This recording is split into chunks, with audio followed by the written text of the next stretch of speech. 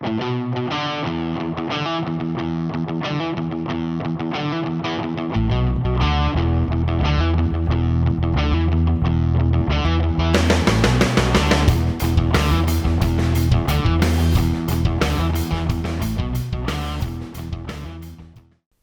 there, welcome to Paper Clipping. I'm your host, Noelle Hyman. Today we're going to explore two layout ideas, and while both layouts will look different from each other, they both will make strong use of the same two design principles, leading the eye and anchoring. So we'll be brushing up on our design principles and seeing how you can use them in completely different ways. Let's get started for today's episode of Paper Clipping.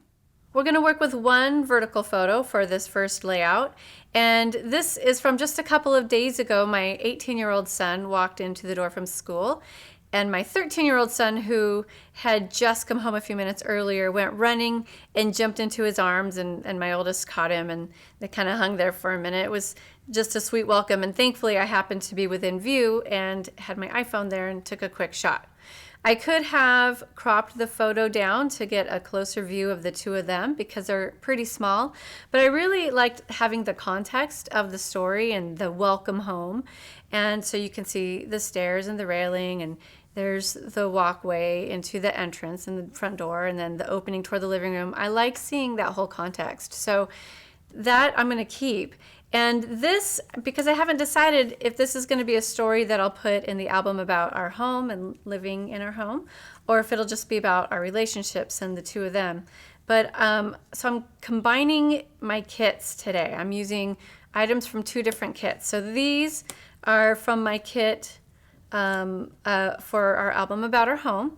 And I made these a long time ago, and I thought I would use a whole bunch all at once, and it only ended up, I think I ended up using one or two or three, I'm not sure. So I've got these left over, so I'm going to use a few more. And then I'm also going to dip into some of the embellishments from our kit that are for layouts about our relationships. Since this is kind of a location relevant story, I'm going to use this little map type piece of paper. There's a heart there right near where we live, almost there. So I'm going to put the photo right somewhere over here on the side. And then I'm going to take a few of these and just layer them up, just three of them. I need to cut this label off too. By the way, this paper is from Amy Tangerine from the Stitched collection for American Crafts. How about I use this one? So I'm just going to layer them so they're not quite straight, but not super obviously at angles.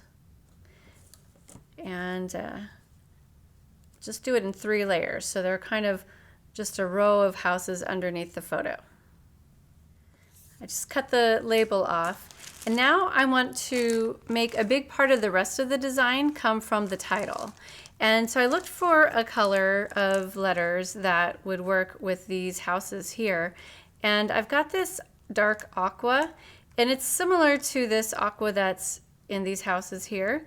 Slightly different, but it's similar. So I'm going to use these, and I'm going to make my title across this way, and it's going to form a line that will lead the eye across to Blake and Aiden, and it'll also help to anchor the photo. Here's my title now, and it's Big Sweet Welcome Home, and I've got it right up against the edge of the photo. It's just a little space there, so I've got the whole title justified up against the photo, and that comes this way. And so that anchors that photo and makes it feel like everything's got a home. And then, of course, it leads your eye across there. But it's heavy. It's visually heavy right now on this one side. It's much darker than these, which I like because it's the title, and so I'd like it to get that kind of weight. But we do want to balance it. And so I'm going to use some washi tape that is similar to it. And I'm going to create two shorter lines over on the side over here. So I'll tear some tape, maybe about that long, and then I can tuck it underneath the photo, which I haven't taped down yet. And so I'm going to do one that's slightly longer than the other. And then we'll put a little embellishment gathering over there too. These two lines here will help to balance what we've got here. It's not done yet, but it's a start. You know, bringing that color over. And I'm going to go ahead and start embellishing this area before I finish trying to balance the whole page. I've got this little tiny piece. It's like one of those Polaroid type frames. and I'm just gonna stick it there to frame something. And I've got this house. This was from the same little punching project that I did from here. So this house is like this. And I punched these. I'll take a minute to talk about this a little bit. This is a Tim Holtz alteration punch called On the Edge. And it's a bunch of houses. And so it looks like this when you punch it. But I actually punched kind of into it because I did multiple layers, you know, like this.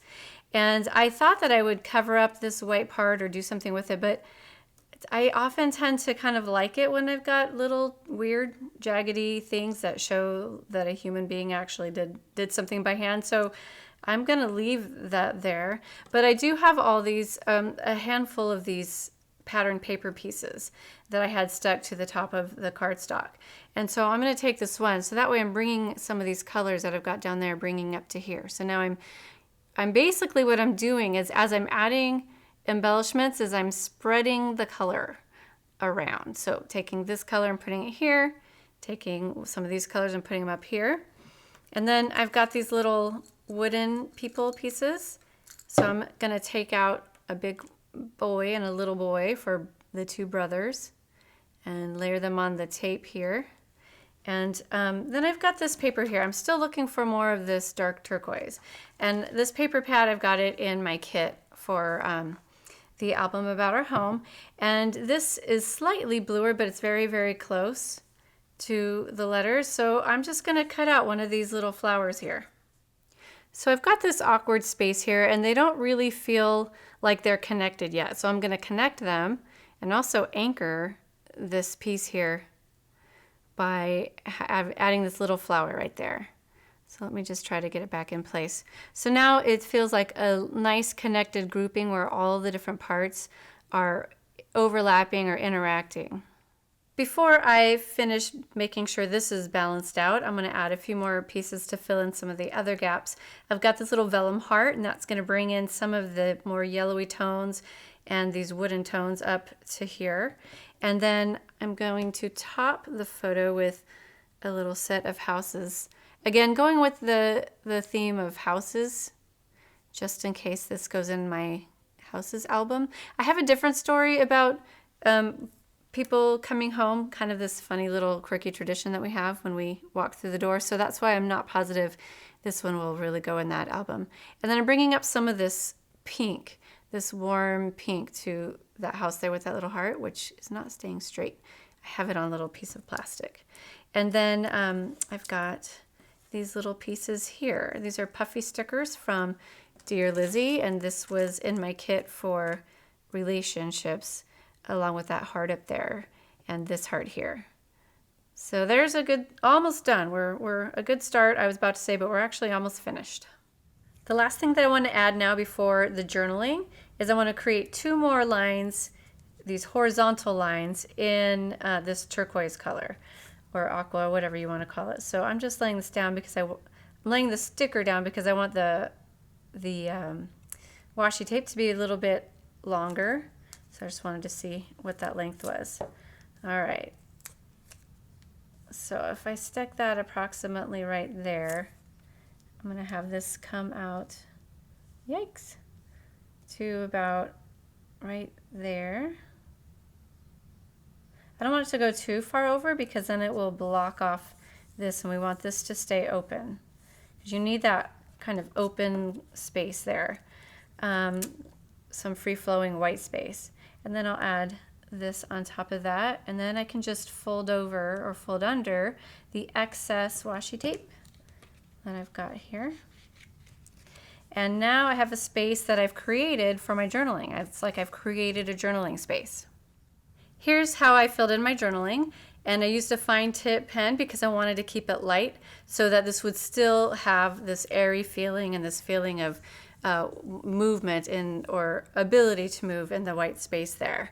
But I want to talk about the anchoring and the leading lines first really quick before we move on to the second page. So these are the lines that lead the eye to the focal point, and especially this one being the boldest one and the biggest one, leads your eye to Blake and Aiden. And the reason why these do it over other things is because they're the bold items, the bold color on the page. They're the heaviest, darkest color, so they stand out the most. And then also because they're like lined up right up against the photo, they have the feeling of anchoring. Again, they're the heaviest visually, or the boldest, and so they have a nice feeling of anchoring that photo into place, so it doesn't feel like it's just kind of floating out of nowhere. My next photo is a horizontal one, and actually, so this is printed from a selfie, and it's got these extra strips of the photo that you're supposed to rip off. It's perforated here, but I actually kind of like the length of it because it's a really wide photo, and I don't mind that it's got the perforated lines there. I think it's kind of cool. So I've never done that before, I don't think, but I'm gonna leave it here. So I'm putting it up at the top. I had to block out people's faces, but they're sitting up on a ledge, Blake with a bunch of his theater friends, and they're looking down. And so I want to give it some height, and so I'm putting it up toward the top of the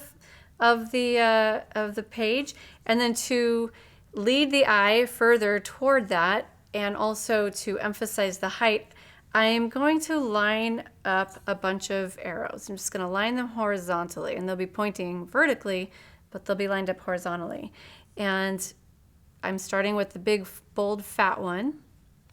And then I'm just going to go for just varying types of arrows here.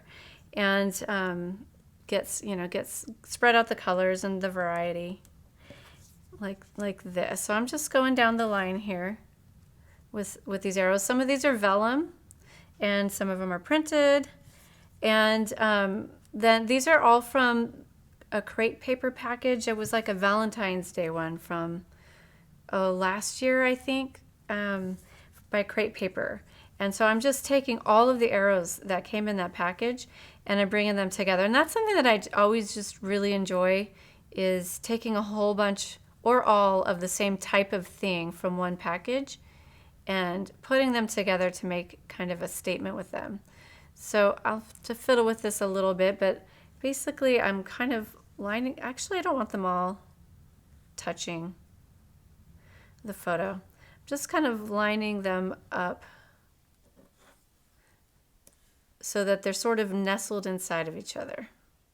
I just adhered all my arrows down, and now I want to add some dotted vellum to go underneath, but I actually want it to go up here, so I'm gonna have to try to lift some of these up. Some of them are just tape, so it might be fine, but some of them, the vellum, I used gel medium, which sticks really well, so we'll have to see how that goes. So I'm gonna trim this because I want it to be right about to here.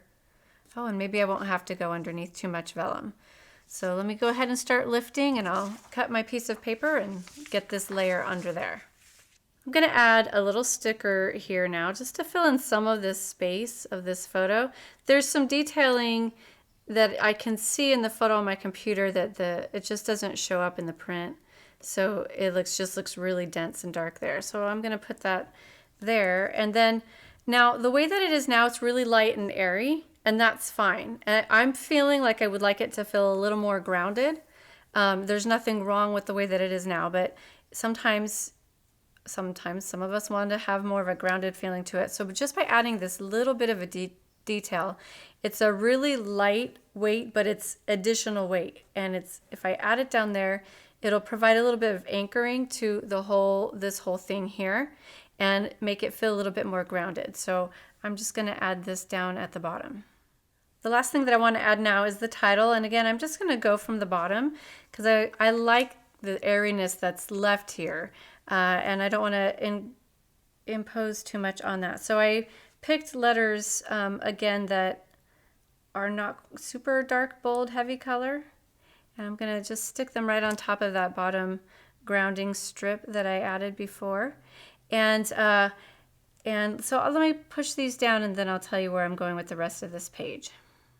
If you're doing this page and you want to add journaling to the page, you could add a few lines. I would suggest either a really fine tip or a light gray, you could do it in here.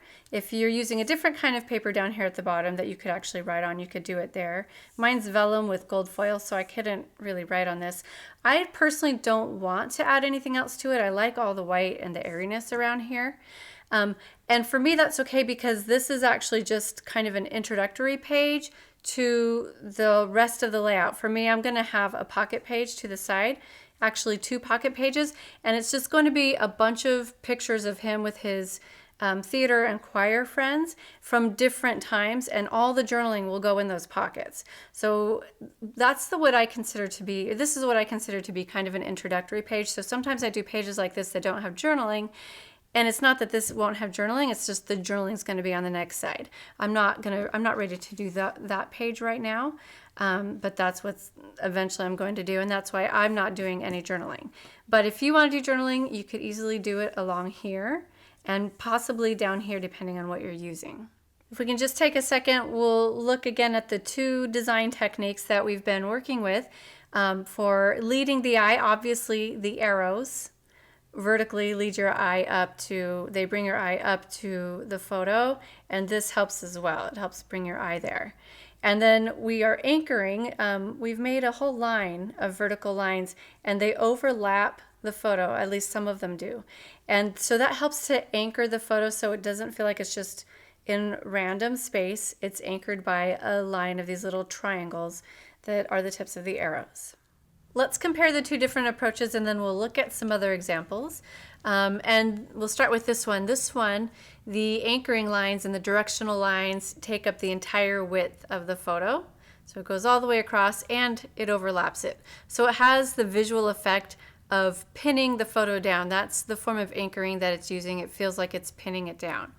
On this side, the anchoring lines don't go the whole length of the photo. It's just, it leads to a part of the photo. So this part and this part, and it's on both sides instead of one, and they're not overlapping. Like this is actually anchored to the photo in terms of where it starts. And so this has more of a visual effect of like pressure going, and holding it from the sides, or a force holding it from the sides. So those are the differences between these 2. Let's look at some other ways we can do it. There are a lot of ways to use lines to anchor your photos. And these ones actually directly lead you to the photo. So they're very direct. But we've done all kinds of anchoring lines where it makes a shelf underneath the photo, or there's the L frame, that goes this way. And so this is just a very direct way of anchoring and leading your lines toward the photos. If we were to look at this page, we'd see kind of a combination of the 2, and it's a little bit more subtle. It's not quite as obvious. So we have the line of this text, which is another line of text, coming toward the photo, but it is overlapping it as opposed to the other one, which wasn't. And then we have these lines going up in the opposite direction. So we're actually doing anchoring and directional lines from 3 different directions. And these ones are actually overlapping and using that same pinning effect too. So here we're very directly doing the pinning. And then we have these blocks of vertical lines from the text that kind of reminds me of this layout here, but in this case it's underneath. So it's not a directional line going this way, it's just underlining it. Let's look at a page that is not using this same technique. It is using an anchoring line, which is this, but it's not the same direct directional line. It's not pointing specifically at the photos. Instead, these photos are anchored to this line, and what happens is the eye looks down the line first, and then it's the other things that make it look around to make you look around to the photos, and then you circle up this way, and then you circle back up this way. And so in this case, the photos are anchored to the line, but the line isn't pointing you directly, but it's leading you indirectly to the photos. Here's another example of a page that doesn't quite use the technique, but it is using anchoring. It's using directional lines. We've got this flower pinning the photo down, so it's using that form of anchoring. We have these curved lines that are coming in, highlighted especially with these. So these are curved lines that are pointing your eye, and so they are kind of anchoring and directing your eye, but it's different because it's curved and it's much more subtle. These 2 lines sort of lead your eye in this way, but then the rest of the title is centered on its own. So this title as a whole, or at least this part of it, isn't anchoring. It's not even leading your eye to this. In fact, it's the line of sight, the eyes from the photo looking this way that leads your eye to this. So we still have directional things going on, but it's just something different. It's all still based on design. It's just using design in a different way from what we did with these two layouts.